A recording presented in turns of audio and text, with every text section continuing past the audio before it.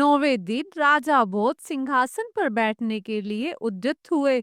जैसे ही उन्होंने सिंहासन पर बैठने के लिए अपने कदम आगे बढ़ाए, तभी राजा के सिंहासन से मधुमालती नाम की 9वीं पुतली उनके सामने प्रकट हो गई और उन्हें रोकते हुए चेतावनी दी। खबरदार राजा भोज, आगे मत बढ़ना। पहले मेरी कहानी ध्यान से सुनो, उसके बाद ही तुम कुछ निर्णय करना। पुतली ने राजा भोज को यह कथा सुनाई। एक बार राजा विक्रमादित्य अपने दरबार में बैठे हुए अपने दरबारियों से विचार विमर्श कर रहे थे कि तभी एक द्वारपाल ने खबर भेजी कि कोई ब्राह्मण उनसे मिलना चाहता है। विक्रमादित्य ने ब्राह्मण को आदर पूर्वक अंदर बुलाया और उनसे आने का प्रयोजन पूछा। कहिए ब्राह्मण श्रेष्ठ, आपको क्या चाहिए? ब्राह्मण बोला, महाराज, मैं किसी दान की इच्छा से नहीं आया हूँ, बल्कि आपको कुछ बताने आया हूँ। यह सुनकर राजा विक्रमादित्य ने उत्सुकता के साथ कहा, बोलिए, क्या कहना चाहते हैं आप? ब्राह्मण बोला, महाराज, हिमालय की तराई में कमलों का एक तालाब है, उसमें सोने का एक स्तंभ है। वह सूर्य उदय होने पर पानी से ऊपर उठता है और जो जो सूरज ऊपर उठता है, त्यों तो वह स्तंभ भी ऊपर उठता है। इतना ऊपर उठता है कि सूर्य के पास पहुंच जाता है, और फिर जो जो सूरज ढलने लगता है, स्तंभ भी घटने लगता है। संध्या होते होते वह पानी में समा जाता है।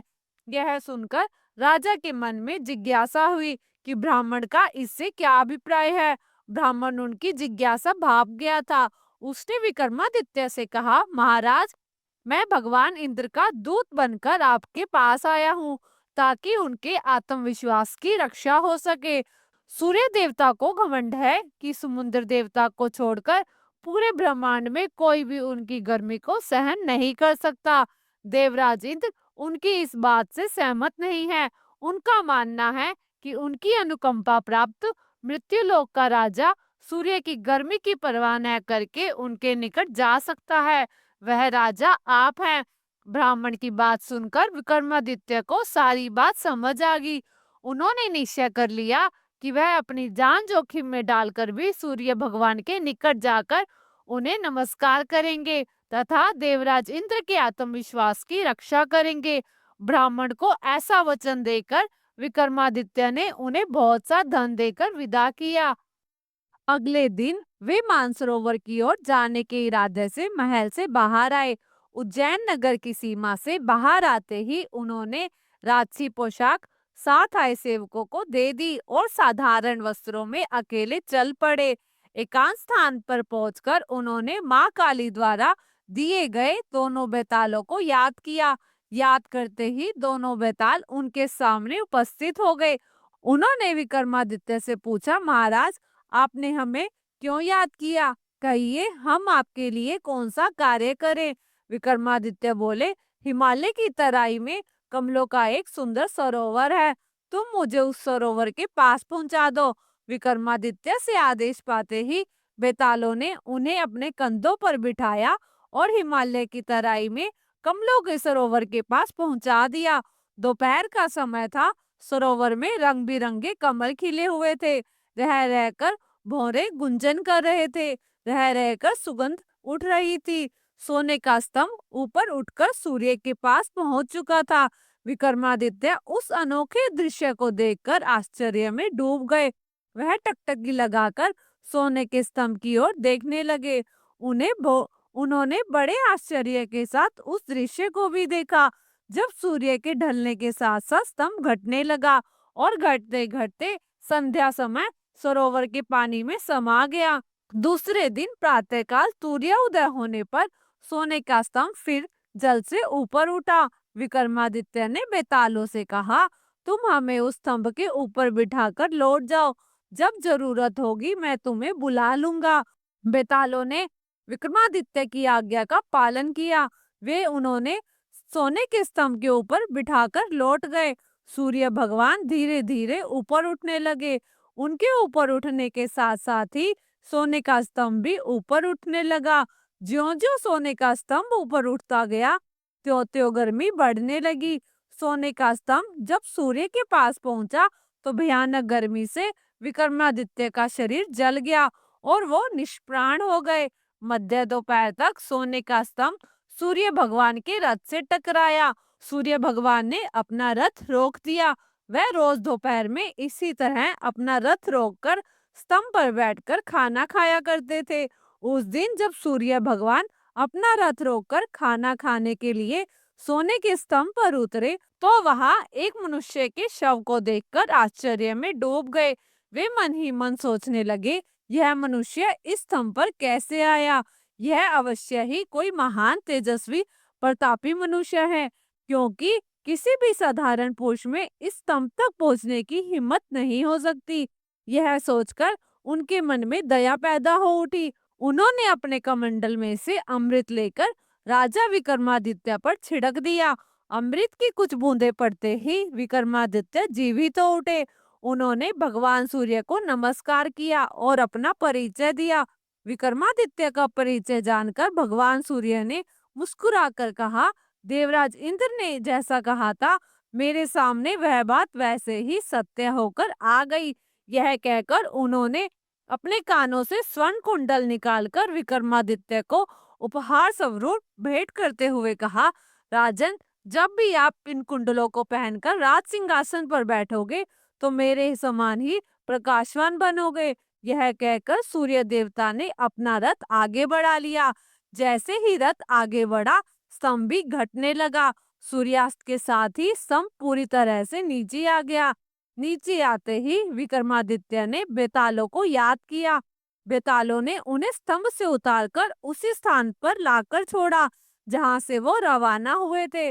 बेतालों को विदा कर वे अपने गंतव्य की ओर पैदल चल पड़े।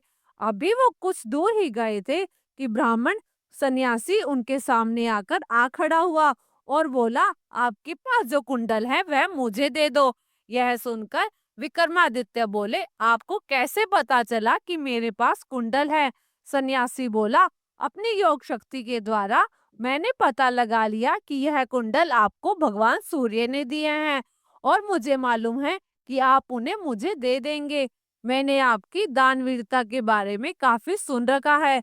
विक्रमादित्य ने वह कुंडल सन्यासी को दे दिए। सन्यासी उन्हें आशीर्वाद देता हुआ चला गया और विक्रमादित्य खाली हाथ वापस अपने महल में आ गए। यह कथा सुनाकर पुतली बोली, राजा भोज, क्या कभी तुमने इस प्रकार कष्ट उठाकर मिली हुई अमूल्य वस्तु को दान में दिया है?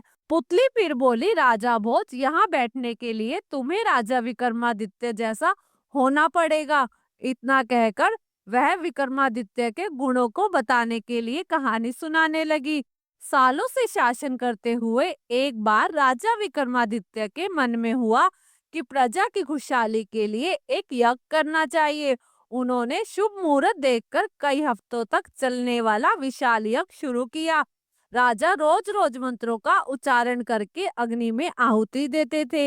एक दिन यज्ञ के बीच में ही गुरुकुल के एक ऋषि वहां आ पहुंचे। उन्हें देखकर राजा विक्रमादित्य उठकर उन्हें नमस्कार करना चाहते थे, लेकिन यज्ञ की वजह से वो ऐसा नहीं कर पाए। उन्होंने मन ही मन ऋषि को प्रणाम किया। राजा की विवशता देखकर उन्होंने विक्रमादित्य को आशीर्वाद दिया। कुछ देर बाद यज्ञ खत्म होने पर राजा ने ऋषि को दोबारा प्रणाम किया और आने का कारण पूछा। ऋषि ने बताया, मेरे 8 शिष्यों का जीवन खतरे में पड़ गया है। वो लकड़ी लेने जंगल गए थे और तभी वहां 2 राक्षस आए और उन सभी को पकड़कर पहाड़ी की ऊंचाई पर ले गए।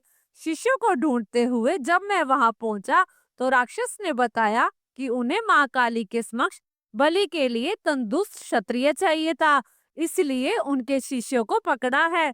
साथ ही राक्षसों ने चेतावनी दी कि अगर कोई वहां उन बालकों को छुड़ाने के लिए गया तो वो उन्हें पहाड़ी से फेंक देगा। अगर हाँ, कोई मोटे पुरुष को बलि के लिए लेकर आएगा तो वो उन बच्चों को छोड़ देंगे।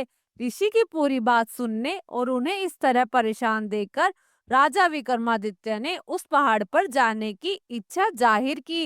राजा ने कहा, हे ऋषिवर, मैं क्षत्रिय हूँ, हट्टा कट्टा दोनों हूँ। वहां जाकर मैं स्वयं माँ की बलि बन जाऊंगा और आपके शिष्यों को राक्षस छोड़ देंगे। राजा की यह बात सुनकर ऋषि बहुत हैरान हुए। उन्होंने कहा, ऐसा नहीं हो सकता। मैंने स्वयं को बलि बनाने का प्रस्ताव दिया था, लेकिन राक्षसों ने ठुकरा दिया। अब स्वयं राजा की बलि न तो राक्षस स्वीकार करेंगे और ना मैं ऐसा होने दूंगा। कुछ बच्चों के लिए प्रजा के दाता की बलि चढ़ाना गलत है। ऋषि की किसी बात को राजा ने नहीं सुना और पहाड़ पर जाने की जिद करने लगे।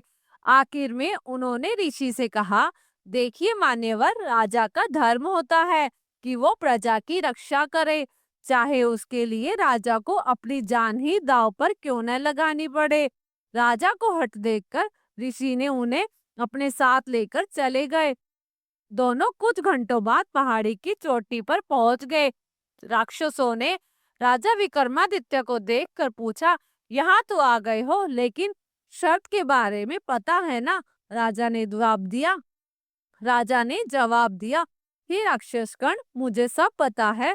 मैं अपनी इच्छा से ही यहाँ आया हूँ। अब जल्दी से सारे बच्चों को छोड़ दे।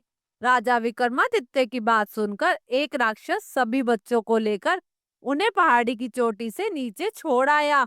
अब जीवन के अंतिम क्षण में राजा ने भगवान को याद किया और माँ काली के आगे अपना सिर झुका दिया।